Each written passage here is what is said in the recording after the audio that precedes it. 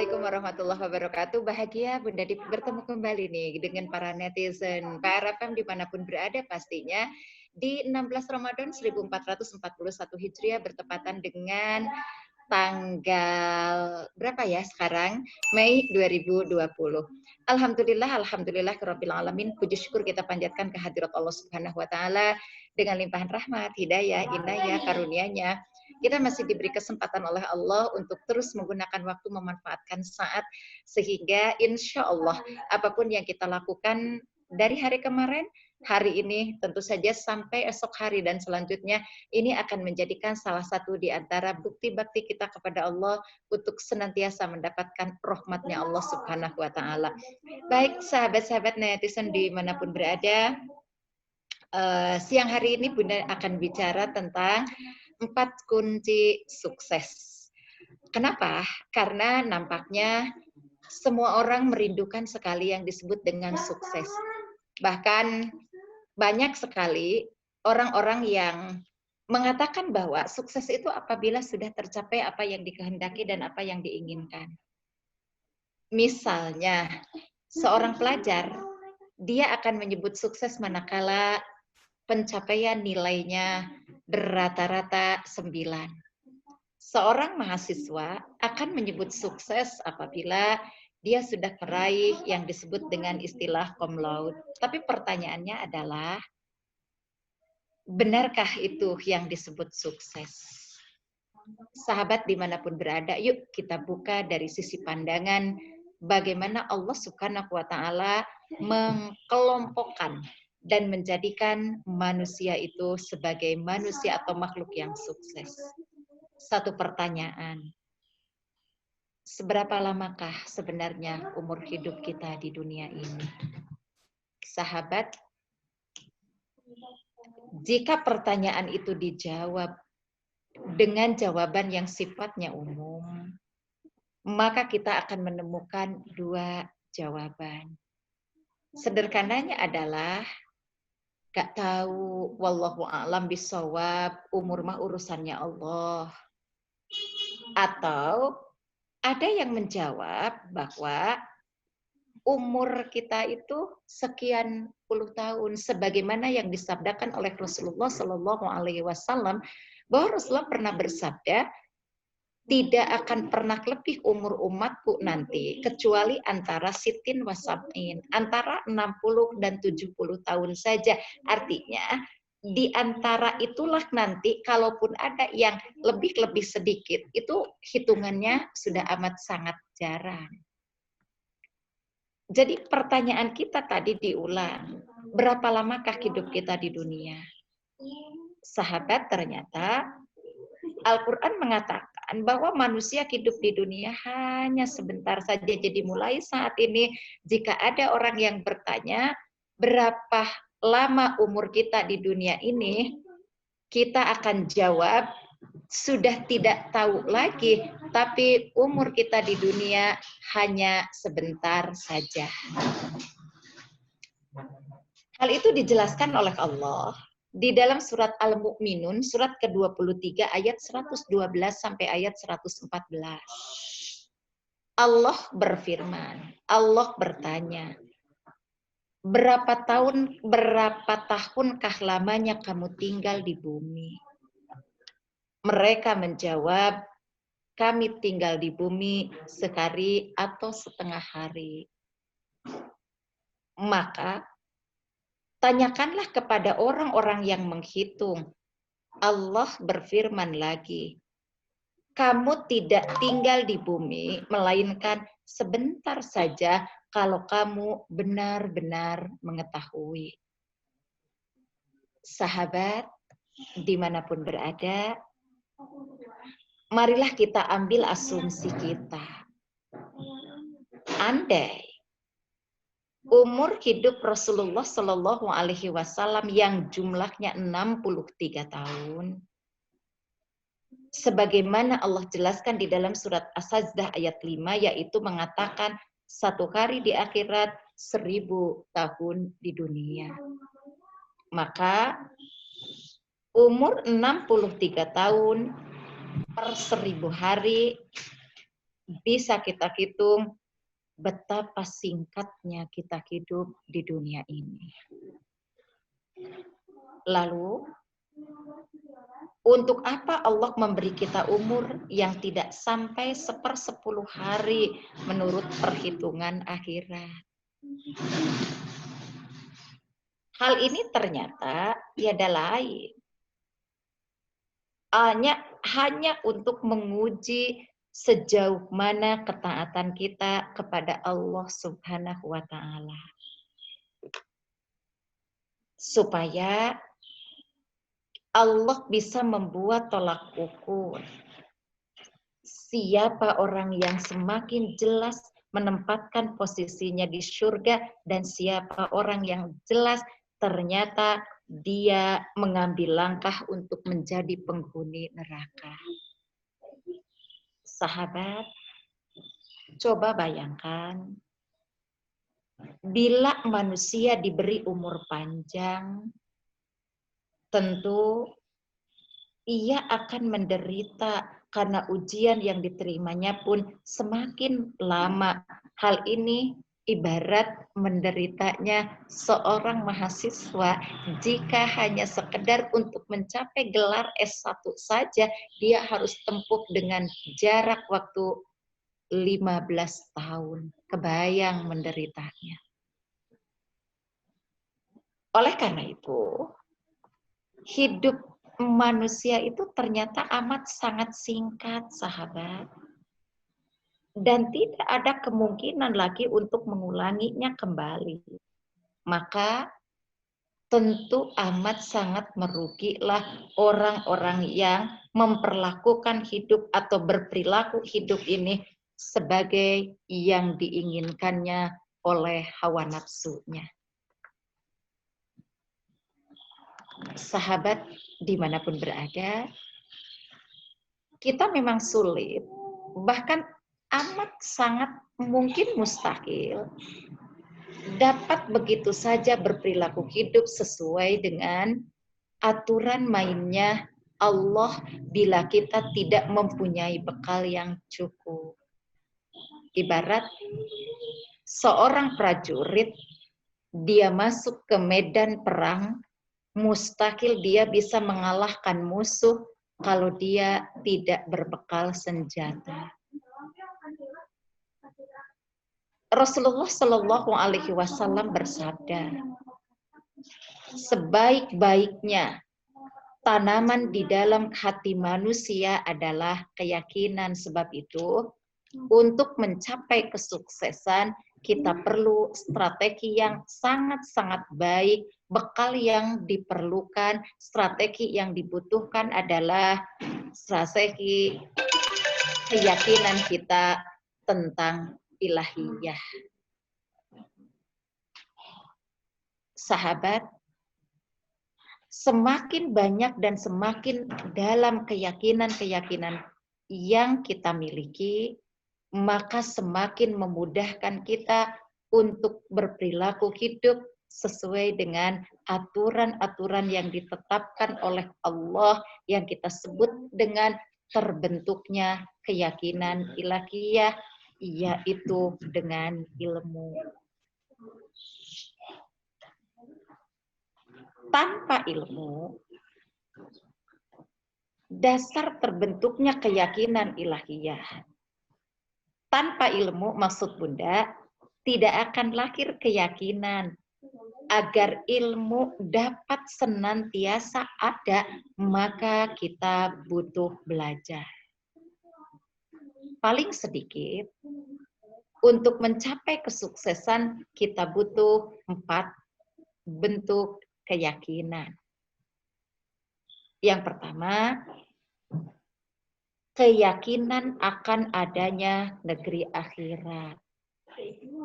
Kita harus yakin, orang-orang yang beriman harus yakin, harus senantiasa yakin sekali lagi bahwa negeri akhirat itu ada, negeri akhirat itu bukan dongeng belaka, bahkan negeri akhirat itu bukan gambaran dan hayalan tanpa makna.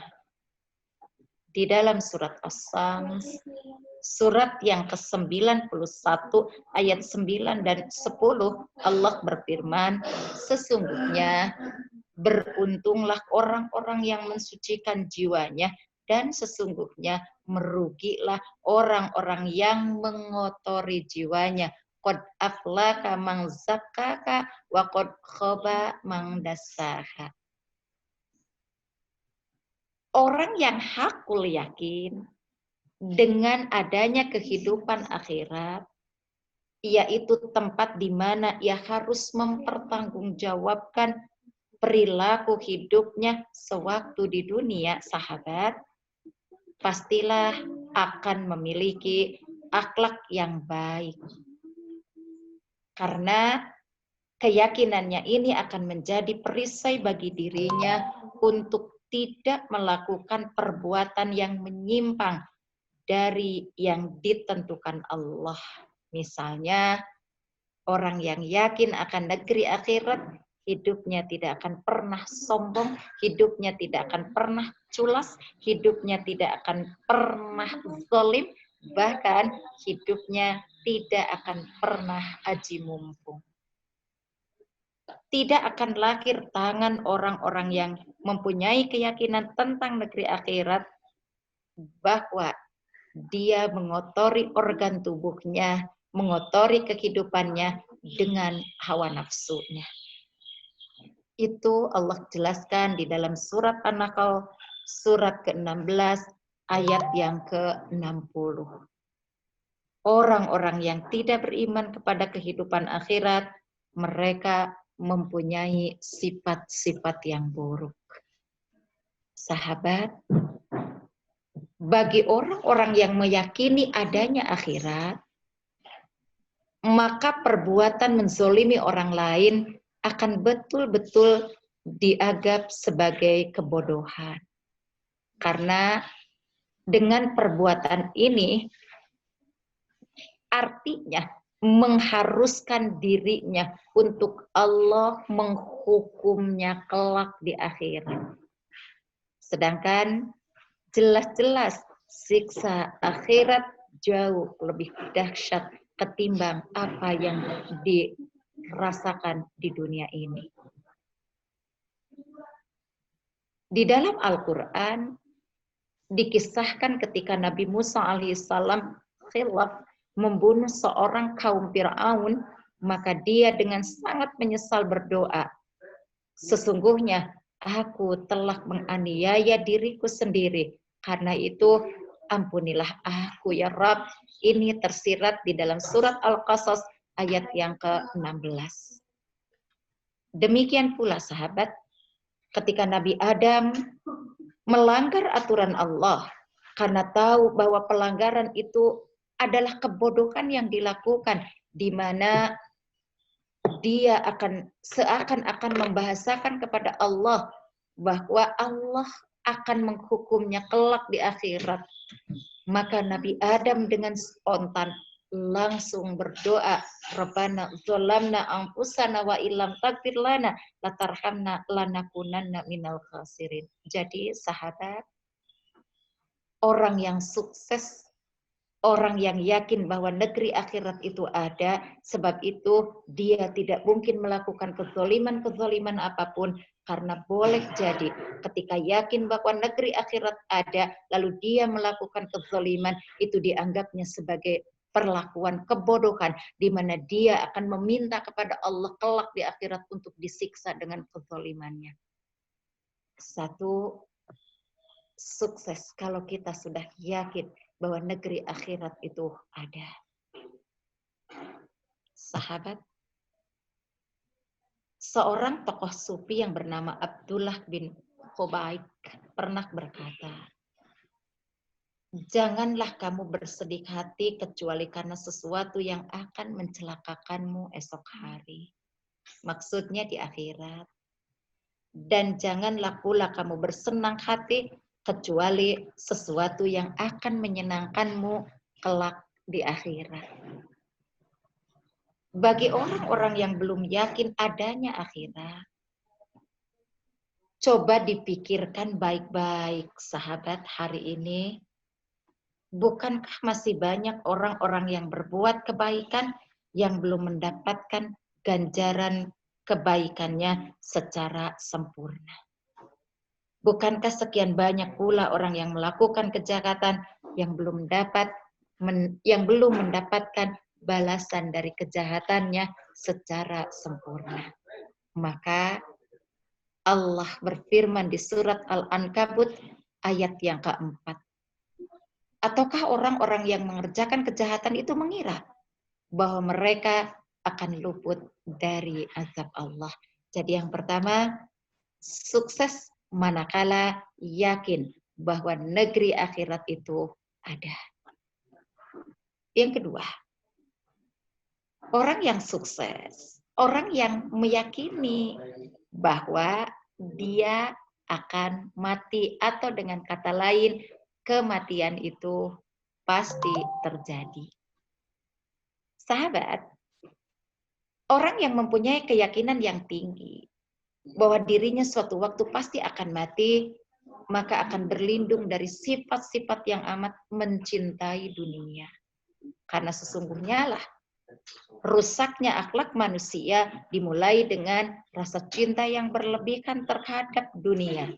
Sehingga Rasulullah Shallallahu Alaihi Wasallam bersabda, Allah tidak akan menolongnya.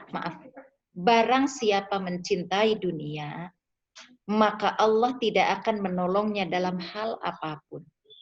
Di samping itu, Allah akan menetapkan dalam hatinya 4 hal. 1, kesusahan yang berkepanjangan, kesibukan yang tiada henti, kefakiran untuk selama-lamanya, dan yang terakhir, angan-angan yang tidak ada batasnya.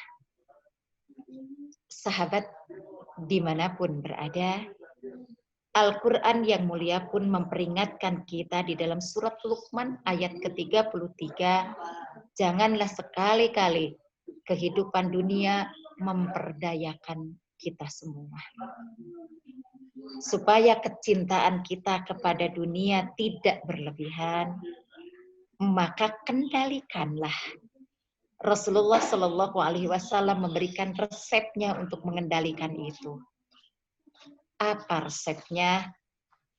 Perbanyaklah mengingat hal yang dapat menghancurkan segala macam kelezatan yang hanya sekedar melebih-lebihkan untuk mencintai dunia. Dalam sebuah hadis dari Aisyah radhiyallahu an, beliau bersabda, katanya, ya Rasulullah, apakah ada orang yang dikumpulkan bersama syuhada di akhirat? Nabi menjawab, ada. Siapa mereka? Orang yang selalu mengingat mati 20 kali dalam sehari. Sebab itu, sahabat terkasih, salah seorang sahabat Rasulullah yang terkemuka yang bernama Umar bin Khattab pernah menambal bajunya dengan kain yang juga sudah lapuk. Ketika ada yang berkata kepadanya, wahai Umar, tambalan yang begitu tidak akan tahan lama. Umar pun spontan menjawab, apakah umurku akan lebih panjang daripada umur baju yang lapuk ini? Ilustrasi ini bukan untuk menunjukkan kebodohan Umar, tetapi inilah gambaran dari pribadi yang mempunyai keyakinan bahwa mati setiap saat akan terjadi. 2 keyakinan tadi kita bahas pada hari ini untuk membuktikan bahwa kita ingin menjadi manusia yang sukses.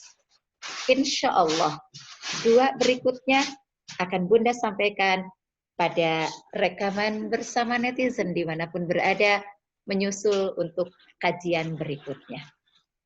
2 hal ini mudah-mudahan menjadi inspirasi buat kita untuk melanjutkan bahkan tafakur dan tadabbur kita, bahwa kalau mau sukses, yang pertama harus yakin bahwa negeri akhirat itu ada, dan yang kedua, kuncinya jangan terlalu mencintai dunia yang berlebihan, sebab kematian akan selalu hadir kapanpun, dimanapun, tanpa minta kompromi untuk kita. Insya Allah, jika dua hal dulu ini kita pahami, maka kita akan menjadi manusia yang sukses karena kita mampu mengendalikan nafsu menjadi akhlak yang mulia. Itu sahabat, kebersamaan dengan Bunda Devi, to be continue. Untuk dua ciri kesuksesan berikutnya, kita akan lanjut pada rekaman berikutnya karena kita masih tetap stay at home. Jangan kemana-mana dan selalu berusaha terus di rumah. Terima kasih untuk semuanya. Nasru minallah wa fathun qarib wa basyiril mu'minin. Aku lu qauli hadza wastaghfirullah li wa lakum. Walhamdulillahirabbil alamin. Assalamualaikum warahmatullahi wabarakatuh.